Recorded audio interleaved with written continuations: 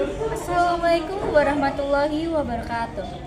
Perkenalkan, nama saya Naili Alfi Hoirunisa dari kelas 9C Presensi 21 dan teman saya Laura Tisna Lisyani, Prestasi 22. Teman-teman semuanya, pada kesempatan kali ini izinkan kami untuk menyampaikan video mengenai sejarah uang dan lembaga keuangan yang ada di Indonesia. Mari simak video kami. Sejarah perkembangan uang. Awal mula terciptanya uang. Yang pertama, manusia awalnya tidak menggunakan uang untuk aktivitas ekonomi, karena kebutuhan hidup dapat dipenuhi dari alam sekitarnya. Dan apabila SDA di wilayah tersebut habis, maka mereka berpindah tempat ke tempat yang lain. Yang kedua, pada masa komunal, kekayaan dimiliki bersama oleh masyarakat secara umum. Yang ketiga, seiring perkembangan zaman, masyarakat mulai menetap dan melakukan pertukaran untuk memenuhi kebutuhan, dengan individu memulai memiliki kepemilikan atas sumber daya. Yang keempat, uang muncul sebagai hasil kebutuhan akan pertukaran yang lebih kompleks ketika barter dianggap tidak dapat diandalkan. Macam-macam uang berdasarkan perkembangan zaman yang berlangsung. Yang pertama ada benda bernilai, sebuah barang bernilai yang telah ditetapkan dan disepakati secara bersama di suatu wilayah. Nah, hal itu pun juga menggunakan pemanfaatan barang berharga sesuai dengan bentuk geografis wilayah tersebut. Misalnya, tempo dahulu masyarakat pesisir menyepakati penggunaan kerang, garam, dan manik-manik untuk alat tukar mereka. Yang kedua ada logam mulia. Karena perbedaan barang sebagai alat tukar yang berbeda di setiap wilayah, mulailah disepakati penggunaan logam mulia yang dirasa lebih aman dan lebih efisien. Paling banyak logam mulia menggunakan emas dan perak. Yang keempat, ada surat jaminan emas. Skala perdagangan semakin meluas, membuat manusia mulai pergi dari suatu tempat ke tempat yang lainnya untuk menjual dagangannya di luar daerah asli mereka. Nah, dengan hal itu, uang logam mulia dirasa kurang efisien saat dibawa keluar daerah. Dengan hal itu, muncullah konsep surat jaminan emas, di mana pedagang hanya membawa surat emas saja dan emasnya disimpan di suatu tempat. Uang kertas. Surat jaminan emas bertransformasi menjadi uang kertas. Di berbagai wilayah, masing-masing memiliki keterangan beberapa jumlah emas yang dijamin dalam setiap lembaran pecahan uang. Yang kelima, ada surat tanpa jaminan emas. Tahun 1970-an, terjadi peristiwa di mana dolar Amerika menjadi mata uang standar perdagangan internasional, melepaskan jaminan emas akibat krisis keuangan. Sementara mata uang dolar masih menjadi cadangan devisa atau kekayaan dari setiap negara. Kebijakan Amerika tersebut akhirnya berdampak pada keuangan di seluruh dunia yang kemudian mempopulerkan flat money atau uang tanpa jaminan emas. Uang elektronik adalah bentuk digital dari uang flat yang oleh karenanya hanya dapat digunakan melalui jaringan komputer dan internet. Awalnya, uang elektronik berupa simpanan uang di bank yang bisa ditransaksikan melalui perangkat elektronik dengan menggunakan kartu kredit dan debit. Namun, saat ini uang tersebut berkembang menjadi uang saku. Jenis uang. Jenis uang dibedakan menjadi 4 jenis. Yang pertama, berdasarkan bentuknya. Berdasarkan bentuknya terdiri dari 2 uang, yaitu uang kartal dan uang giral.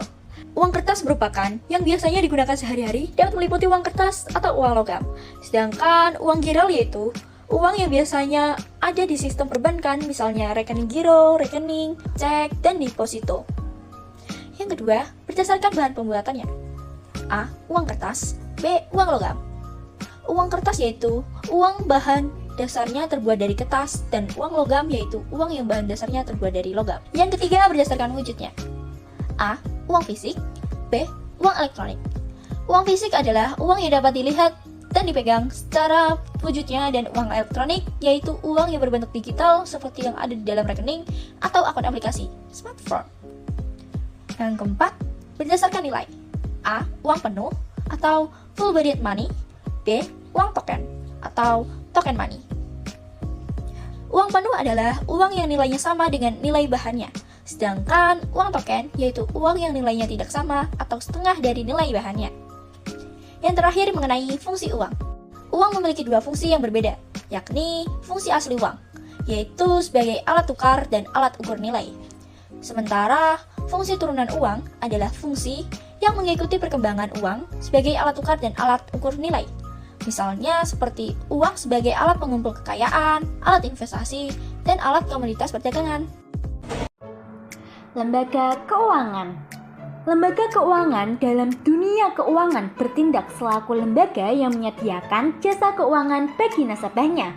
Menurut Undang-Undang Nomor 14 Tahun 1967 tentang pokok-pokok perbankan, dijelaskan bahwa yang dimaksud dengan lembaga keuangan adalah semua badan yang melalui kegiatan-kegiatan di bidang keuangan menarik dana dari masyarakat dan menyalurkannya kembali ke masyarakat. Dapat kita tarik kesimpulan bahwa lembaga keuangan adalah lembaga yang bertugas untuk melayani masyarakat berkaitan dengan bidang keuangan. Sebelum melanjutkan materi lebih dalam, mari kita berkenalan dengan bank.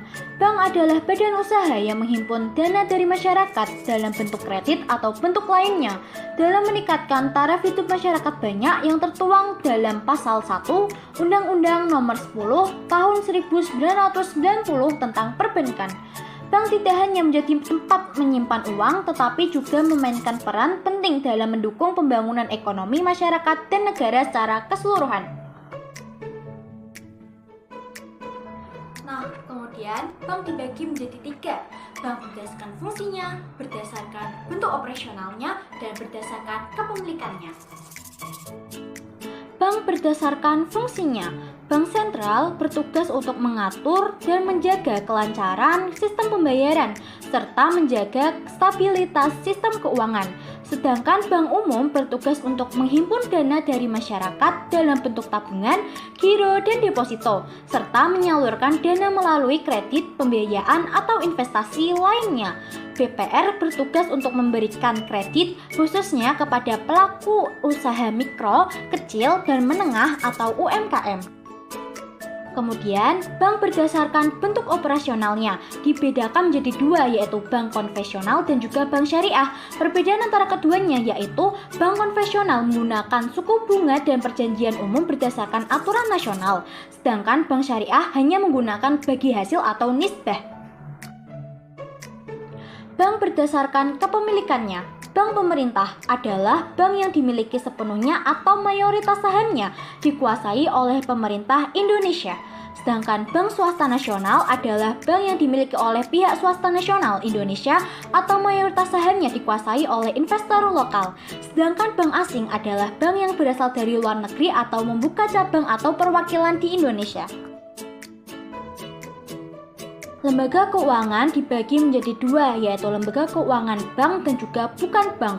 Lembaga keuangan bank meliputi bank sentral, bank umum, dan juga bank perkreditan rakyat. Sedangkan lembaga keuangan bukan bank meliputi perusahaan sewa guna, bursa efek, perusahaan asuransi, perusahaan dana pensiun, pegadaian, dan koperasi.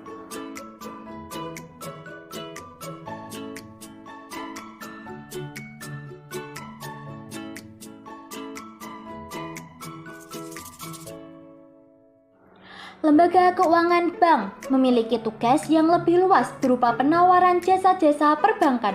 Contohnya jasa pengiriman uang, penerbitan rekening, dan pembuatan tabungan berjangka. Bank yang dapat melaksanakan tugas ini antara lain bank sentral, bank umum, dan bank pengkreditan rakyat. Bank sentral bertugas untuk menjaga stabilitas nilai mata uang, sektor perbankan, dan sistem finansial. Di Indonesia hanya ada 1 bank yang melaksanakan tugas ini, yaitu Bank Indonesia.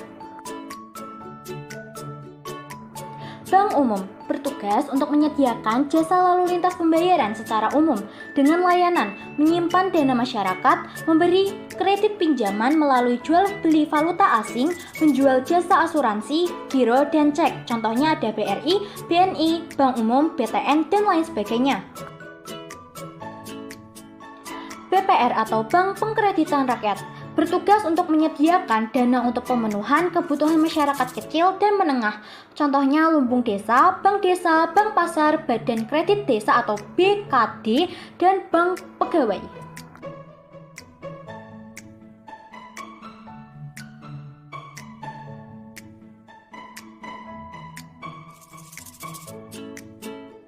Lembaga keuangan bukan bank merupakan badan usaha yang melakukan kegiatan dalam hal keuangan, baik secara langsung maupun tidak langsung. Menghimpun dana dari masyarakat dengan mengeluarkan surat-surat berharga, selanjutnya menyalurkannya untuk pembiayaan investasi perusahaan yang membutuhkan pinjaman.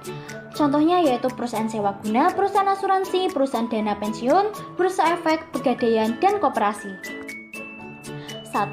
Perusahaan sewa guna atau leasing. lembaga keuangan yang meminjamkan uang dalam bentuk pembayaran biaya kredit kepada masyarakat. Kedua, perusahaan dana pensiun, lembaga yang menyediakan jaminan masa tua dengan cara mengumpulkan dana melalui pemotongan gaji setiap bulan saat masa aktif kerja. Dana dapat cair saat sudah pensiun. Ketiga, bursa efek, lembaga yang memiliki kegiatan jual beli surat-surat berharga dalam bentuk surat penyertaan modal dan obligasi. Keempat, perusahaan asuransi, perusahaan yang memberikan jasa pertanggungan resiko yang memberikan pergantian karena kerugian. 5. Koperasi, lembaga keuangan yang menghimpun dan menyalurkan dana dalam bentuk pinjaman berdasarkan prinsip kekeluargaan. Keenam, pegadaian, lembaga keuangan yang memberikan pinjaman dana kepada masyarakat dengan syarat peminjam harus memberikan sebuah jaminan berupa barang berharga. Yang terakhir, financial technology atau vintage adalah istilah yang merujuk pada inovasi teknologi di sektor keuangan yang bertujuan untuk membuat layanan keuangan menjadi lebih mudah, aman, dan efisien. Vintage mencakup berbagai layanan yang memanfaatkan teknologi digital untuk memenuhi kebutuhan keuangan individu maupun bisnis. Contoh layanan vintage yaitu pembayaran digital, pinjaman online, investasi digital, asuransi digital, dan manajemen keuangan.